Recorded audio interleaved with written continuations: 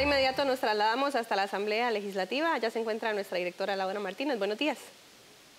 Buenos días, 6:44 de la mañana, con un frito, 17 grados de temperatura aquí en la Asamblea Legislativa, en las afueras de la Asamblea Legislativa. Vamos a ampliar sobre ese tema, esa nota informativa que nos presentaba Catarina Bonilla.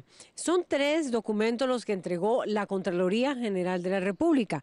Uno referido estrictamente, que era el que ustedes veían y escuchaban, al impuesto de ventas, que ronda la evasión, bueno, lo que está determinando la Contraloría en 650.000 millones de colones, aunque se habla 1.9 del Producto Interno Bruto, de la riqueza que se genera en el país. Eso representa lo que está denunciando, revelando más bien la Contraloría General de la República. Hay otro documento que tiene que ver con los esquemas remunerativos. Sobre ese vamos a hablar poquito hoy, pero es otro de los temas que se analiza. Y una de las conclusiones es remuneraciones o pluses, como quieran llamarle, es que hay 260 incentivos en el sector público. Esa es otra de las revelaciones de esta información que elaboró la Contraloría General de la República, y que hay un gasto en remuneraciones de 5.300 millones, más de 5.300 millones de colones. Y la otra revelación interesante tiene que ver con los destinos específicos. Eso quiere decir que los consideran y los califica la Contraloría como una camisa de fuerza del gasto público. Dice que, que sin fuente y financiamiento, estos destinos específicos, el 74% del gasto en destinos específicos se creó sin una fuente de financiamiento.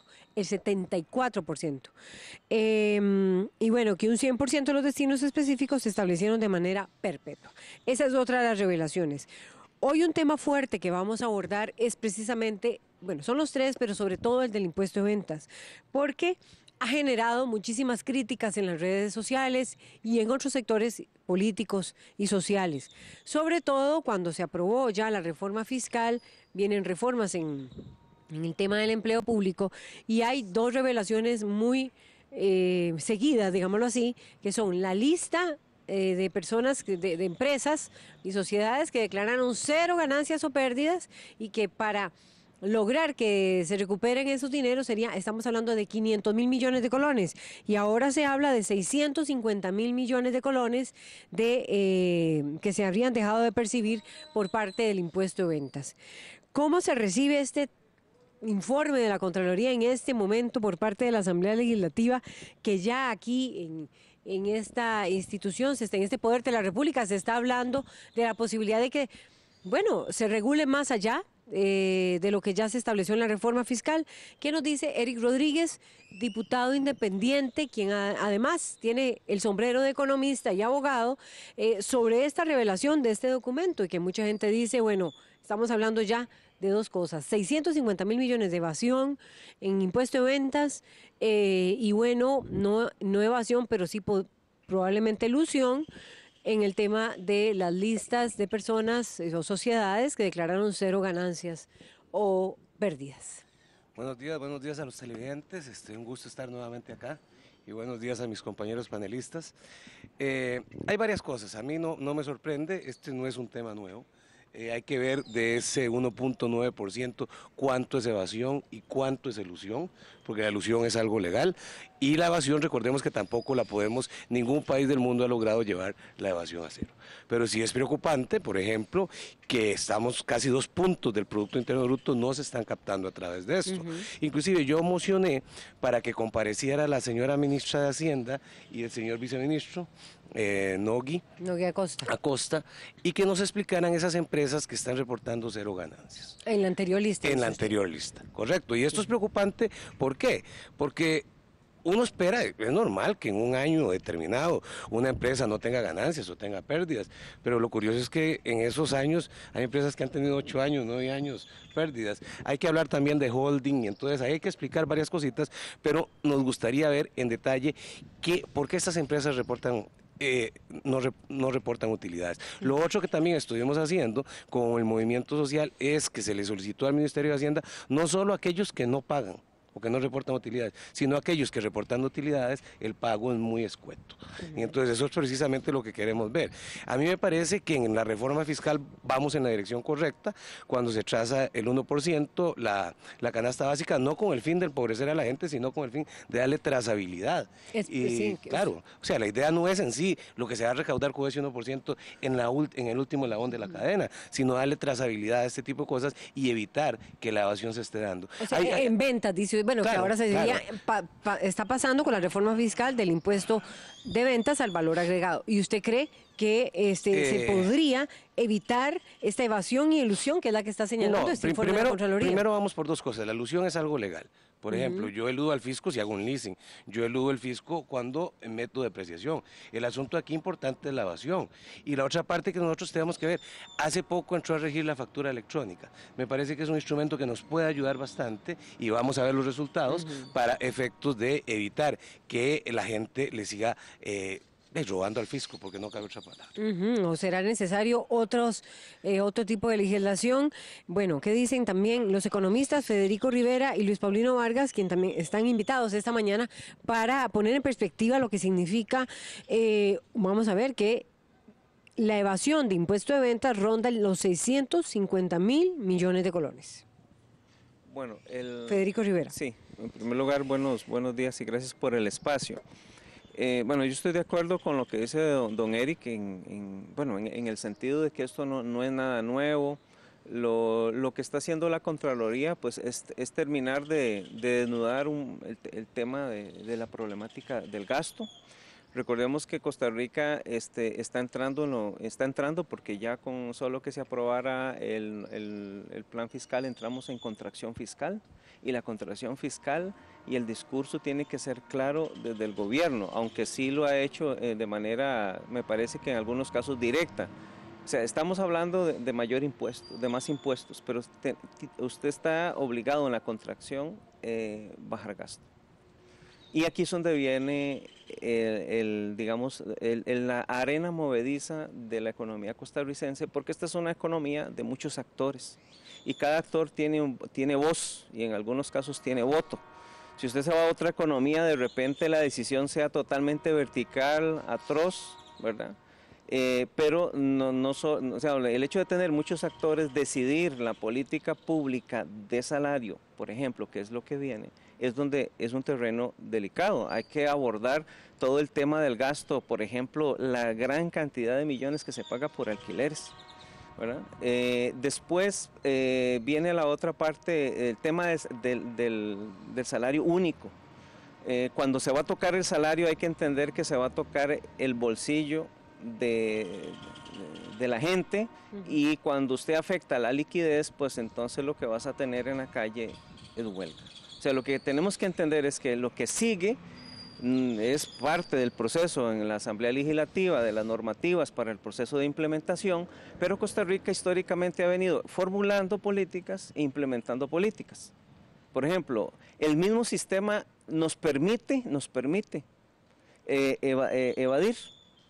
El mismo sistema a usted le permite ir y solicitar un crédito tóxico. ¿Qué significa eso?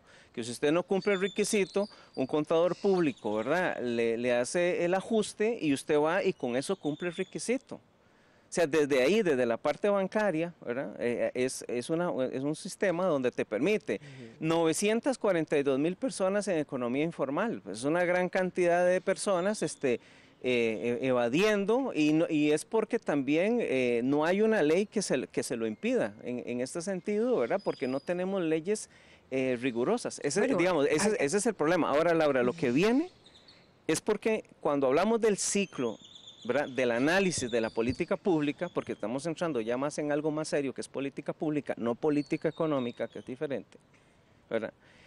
La política pública no puede funcionar si no tiene recursos públicos. Así es.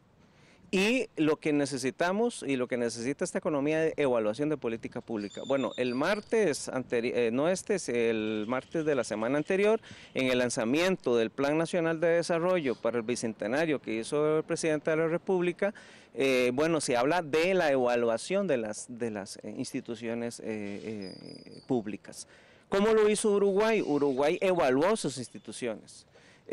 Abrió programas, cerró programas. Lógicamente Uruguay en su momento pues tenía un gobierno muy social porque también aumentó su salario mínimo, pero también evaluó. Por eso, ¿verdad? hubo ese equilibrio. Entonces, el punto es, Federico Rivera y Luis Paulino Vargas, también Eric Rodríguez, que esto cae como una bomba. Es decir, saber que se acaba de aprobar una reforma fiscal que está socando la faja, que se transforma el impuesto de ventas en valor agregado. Lo que quisiera uno saber es si no se sabía de esta evasión de 650.000 millones de colones. O sea, 1 de cada 3 contribuyentes inscritos declaran impuesto neto menor o igual a 0. Entonces, ¿esta reforma fiscal es suficiente o es insuficiente o va a lograr disminuir de alguna manera este monto tan similar a lo que se espera recoger con la reforma fiscal y que generó tanta controversia? ¿Qué dice Luis Paulino Vargas? Para ir rotando un poco. Buenos días. Sí, buenos días. Laura, yo creo que hay aquí varias cosas que hay que resaltar. En primer lugar, yo creo que los datos... Primero, una cosita, Laura. En realidad, estos datos que la Contraloría da a conocer de esa evasión de 650.000 millones de colones en el impuesto de ventas no es tan nuevo. Eso coincide muchísimo con el estudio de 2013, es prácticamente idéntico. Claro, los montos Pero absolutos... no estuvo dentro de la discusión ahora de la reforma fiscal, Sí, por ejemplo, claro, los el que nos dato. oponíamos a esa cosa, muchas veces hablamos de la evasión y de la ilusión, del fraude fiscal. Bueno, pero es un estudio pero que no se hoy... quiso poner atención a eso, se insistió que lo que había que hacer era aprobar esos impuestos, aunque es una piqueta que no va a resolver más que un fragmento del problema, pero insistieron en eso. Y ignoraron todo lo que dijimos sobre evasión y ilusión, sobre fraude fiscal. Entonces, no es que sea nuevo, esto coincide mucho con el estudio de 2013, es muy, muy coincidente. Los montos absolutos cambian, pero los porcentajes del PIB son muy similares. Sin embargo, sí hay una tendencia al deterioro, uno puede captar una tendencia al deterioro de la situación. Por ejemplo, el hecho de que entre el 2014 y 2017, datos de este informe de la Contraloría, entre 2014 y 2017, los contribuyentes que tienen deudas en situación de moratoria pasan de 60.000 a 77.000. El monto en moratoria aumenta un 150%. Incluso si le quitamos la inflación, aumenta en un 145% el monto en moratoria. Las inspecciones que realiza el Ministerio de Hacienda se reducen de 101 en 2010 a 26 en 2017. No obstante que la Dirección de Inteligencia Tributaria identificó más de 900.000 casos casos, digámoslo, de riesgo que podrían, o no, pero podrían implicar alguna forma de evasión o de elusión. Y aquí yo sí quiero resaltar algo y diferir del punto de vista del señor diputado. La ilusión podrá hacer todo lo legal que quieran, pero la ilusión es una indecencia, es una alcahuetería. Y en realidad la mayor parte de las veces, no digo que el 100%, pero la mayor parte de las veces, la ilusión la realizan grandes contribuyentes económicamente poderosos que tienen la posibilidad de contratar bufetes de abogados, contadores, etcétera, de equipos de especialistas, para buscar el portillo en la ley, para diseñar y aplicar estrategias de tributación agresivas, para aprovechar cualquier posible omisión, cualquier posible fallita, cualquier posible portillo en la ley y por ahí eludir el pago de los impuestos. Eso puede ser, diputado, todo lo legal que usted quiera, pero eso es una sinvergüenzada y una alcahuetería.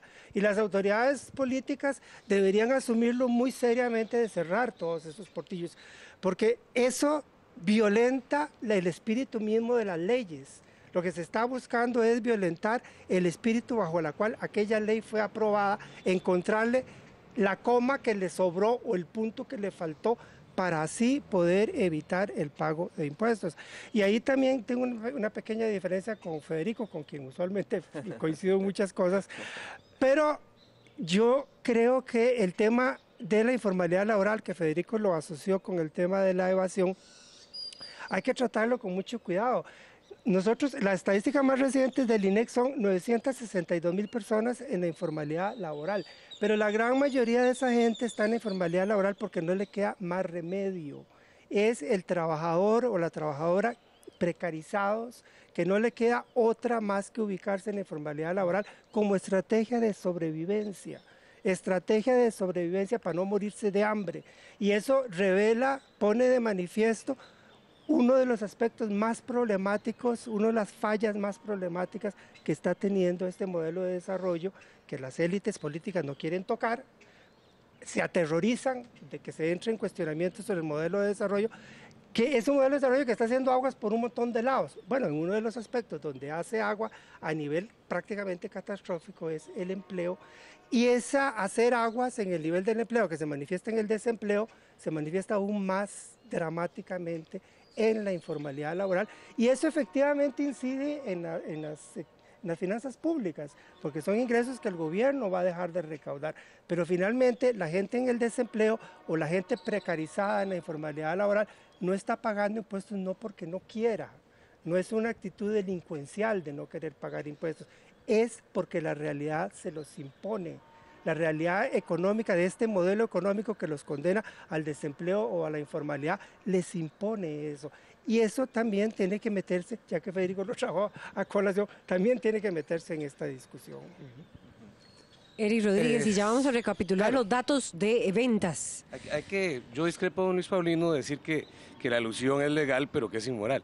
No toda elusión es inmoral, y tenemos que hablar si comparamos sistemas tributarios de diferentes países. O sea, seamos claros, si yo hago un leasing, es un instrumento que me permite perfectamente operativizar la empresa hacia ciertas metas que yo tengo, y el leasing no es un aspecto inmoral. Igual, si yo deduzco depreciación, si yo pido un préstamo, ¿por qué no voy a meter los gastos financieros? Ahora, es diferente como lo que habla don Federico, cuando existen esos créditos tóxicos que simplemente se hacen para bajar las utilidades y bajar la carga fiscal. Pero uno no puede decir obligatoriamente que toda elusión representa una actitud inmoral del empresario. O sea, estamos de acuerdo en que existen ciertos escudos que se utilizan, pero no podemos decir que todo ese tipo de escudos que se utilizan para bajar la carga tributaria son inmorales. Y lo que tenemos que ser algo claro en esto: si un sistema financiero de otro país me permite hacer ese tipo de cosas y el sistema nacional no me permite, yo me llevo la empresa para otro país.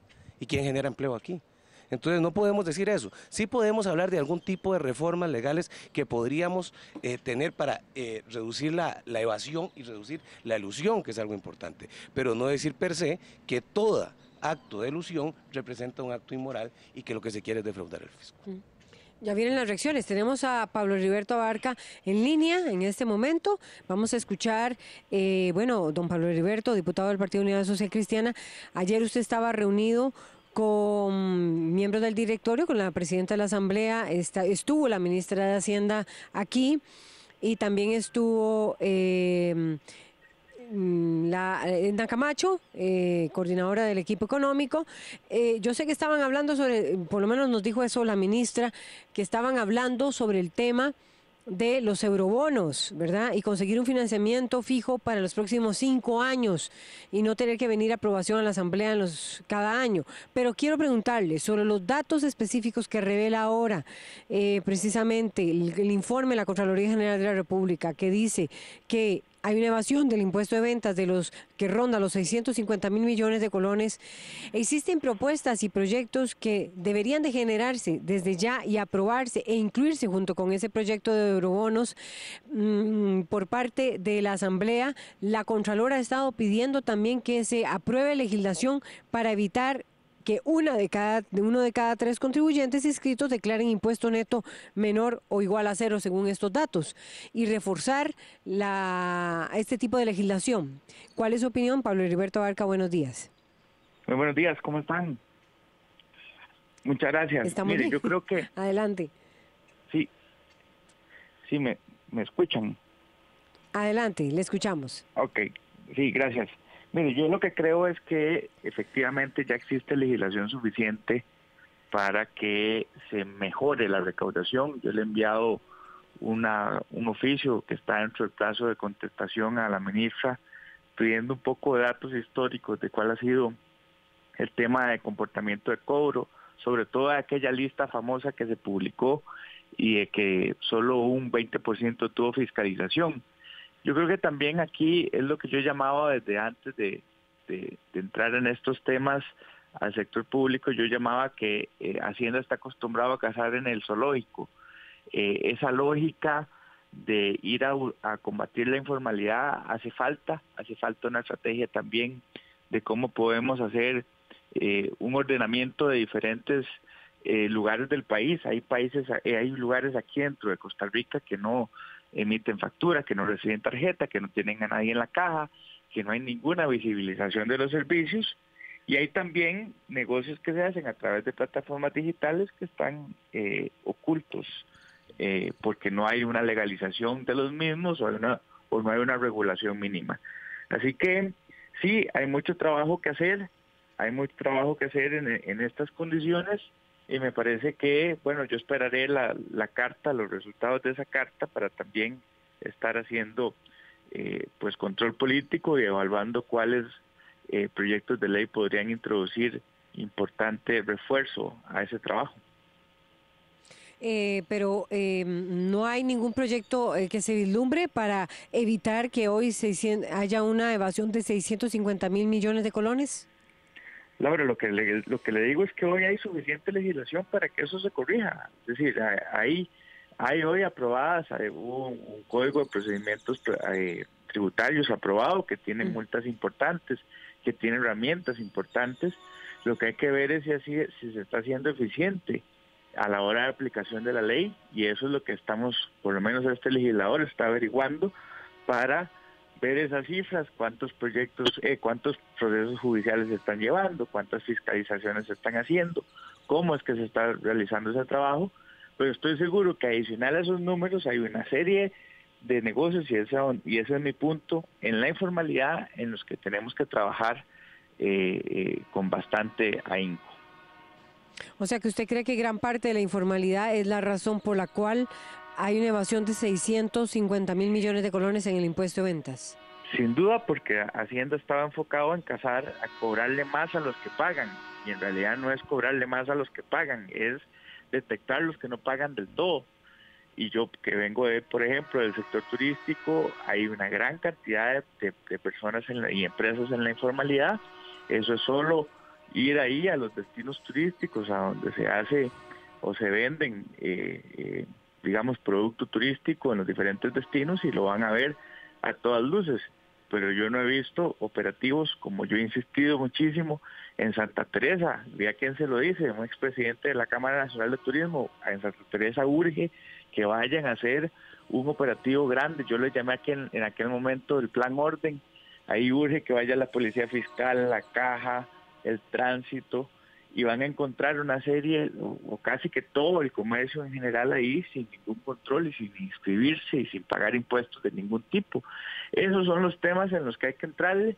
Ahí hay una gran cantidad de tránsito turístico de alta gama, es decir, de altos ingresos, y está fuera de control. Bien, esta es la opinión de Pablo Heriberto Abarca. Entonces, ¿qué van a pedir? Me decía el legislador, a que venga la ministra de Hacienda para que explique un poco este informe. No, yo le pedí una información primero por escrito, para que me pasara los datos, y una vez que tenga los datos de los procesos internos y cómo se está administrando el control y la aplicación de la ley, pues entonces tomar medidas. Perfecto, gracias al diputado Pablo Heriberto Abarca del Partido Unidad Social Cristiana. Vamos a recapitular de acuerdo con la siguiente pantalla que ustedes van a tener para quienes nos siguen por 13 Costa Rica Televisión. Sobre el informe, dice así: la evasión en impuesto de ventas ronda los 650.000 millones de colones. Uno de cada tres contribuyentes inscritos declaran impuesto neto menor o igual a cero. 7 de cada 10 contribuyentes inscritos posee alguna deuda morosa con el IRS. IGV. La deuda en mora alcanzó en 2017, la deuda en mora 71.000 millones de colones, 71.220 millones. Y la deuda en mora de los contribuyentes inscritos creció más de un 150% en el periodo 2010-2017, o sea, en 7 años creció 150% la deuda en mora. Las fiscalizaciones del IGV disminuyeron de 101 en 2010 a 26 en 2017. El IGV se refiere al Impuesto General de Ventas. Eso quiere decir que han disminuido las fiscalizaciones, han aumentado la mora, y uno se preguntaría, en 7 periodos, estamos hablando de las 2 últimas prácticamente administraciones. Reacciones aquí, nuevamente, sobre lo dicho por los diputados, sobre también estos datos. Federico Rivera. Sí, vea, ahí voy a usar una analogía que yo creo que nos va a ayudar, ¿verdad? Digamos, articulando un poco lo que dice don Luis Paulino, que desde antes se venía hablando sobre el tema de la evasión y que siempre estuvo en el 1.5, ahora el 1.9. Esa ha sido siempre una tendencia, ¿verdad? Y ese, digamos, no es un panorama nuevo. ¿Por qué ahora es importante hablar de eso? Bueno, porque cuando, digamos, en el caso de don Luis Paulino manifiesta que antes ellos lo sacaban un poco más a la luz pública y que se hiciera algo, es porque el gobierno, ¿verdad?, venía en el concepto de que la vaca da leche. Y la vaca no da leche. La vaca hay que ordeñarla, hay que darle pasto, hay que darle concentrado, hay que meterla al cepo, hay que ordeñarla, tenés que llenarte de boñiga, tenés que lavarle el ubre, tenés que producir algo. O sea, recoger impuestos. Sí, nosotros hemos estado simplemente en que la vaca da leche. Entonces, como la vaca da leche, pues siempre el salario llegó, y lo que hay que entender es que Costa Rica desde hace 40 años los salarios los paga financiados. Entonces, lógicamente, la bola de nieve ya no aguanta más porque ya no puede sumarle más nieve, ¿verdad? Y eso no se va a derretir de la noche a la mañana, ¿verdad? Eso es lo que nos llevaría a un colapso. Ahora, llegamos a ese borde donde generó mucha división social, ¿verdad? Pero, por ejemplo, en el caso del turismo, una articulación ICT, Hacienda, porque todas las empresas turísticas se tienen que certificar. Los accidentes que han sucedido es por un problema de que tampoco están certificadas. O sea, hay un problema de certificación también de la actividad económica y de registro, ¿verdad?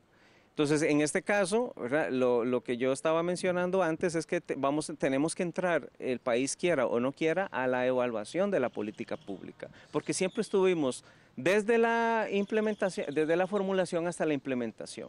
Por ejemplo, hay un ejemplo, en materia de formación dual, desde hace 50 años en Costa Rica existe la formación dual. Y hay un artículo que dice que la empresa que no abra sus puertas a las universidades para que los muchachos vayan y practiquen, tipo pasantía, tiene 50 salarios de multa. Ahora hay un nuevo proyecto que es en el tema de educación dual, que va a ser un nuevo proyecto, pero lo que les quiero decir es que siempre la ley ha estado ahí, ¿verdad?, solo que nadie, digamos, la ha implementado de acuerdo a como tiene que ser. Ahora, el reto de la Asamblea Legislativa, porque los señores diputados tienen un gran reto, porque aquí es donde se tienen que formular las leyes que en realidad vayan cerrando portillos.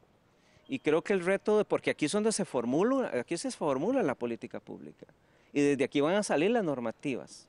Y el peso que tiene el Parlamento es que no solo fueron responsables de la aprobación, sino que también son responsables de la implementación y tienen que dejar claro cómo se va a evaluar, ¿verdad? Eso. Luis Paulino Vargas. Sí, no, diputado, yo estoy de acuerdo con usted en que no todo mundo, cuando elude, lo hace de manera, digámoslo así, indecente, pero que existe una gran cantidad de elusión que sí responde a objetivos clarísimos o sea, deliberadamente, estrategias de planificación tributaria agresivas, deliberadamente destinadas a tratar de reducir el pago de impuestos, existe.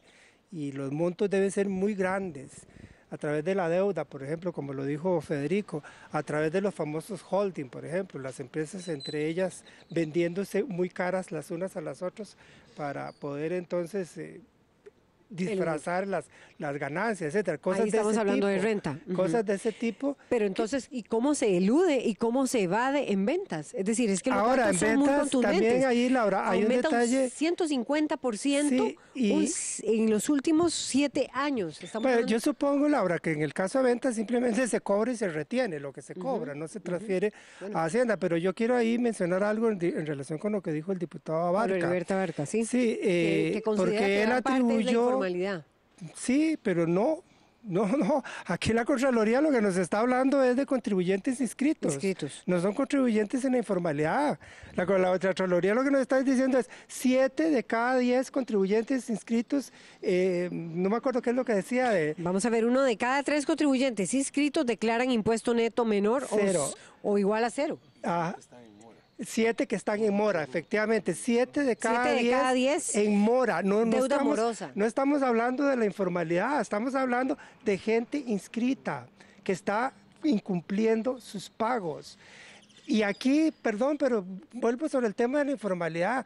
La informalidad es en el fondo un problema social serio. Aquí lo que están buscando es criminalizar a la pobreza. Es una criminalización de la pobreza. Ahora resulta entonces, oyendo al señor diputado, que los culpables de la evasión son los pobres. ¡Ah, carajo! Entonces ya vamos a echarle la culpa a los pobres que están en la informalidad laboral, de que por culpa de ellos es que se está evadiendo impuestos. Hágame el favor. Pucha, la gente que les ha ido peor, la gente que el modelo de desarrollo ha excluido, los ha tirado al caño, los ha dejado fuera, resulta que son los culpables de la evasión tributaria. O sea, esas cosas, por Dios, un poquito más de seriedad, diría yo, eso no es serio, decir esas cosas no es serio. Y ahí, diputado, yo difiero también con usted de algo que dijo. Usted dice que si un sistema financiero del extranjero concede posibilidades que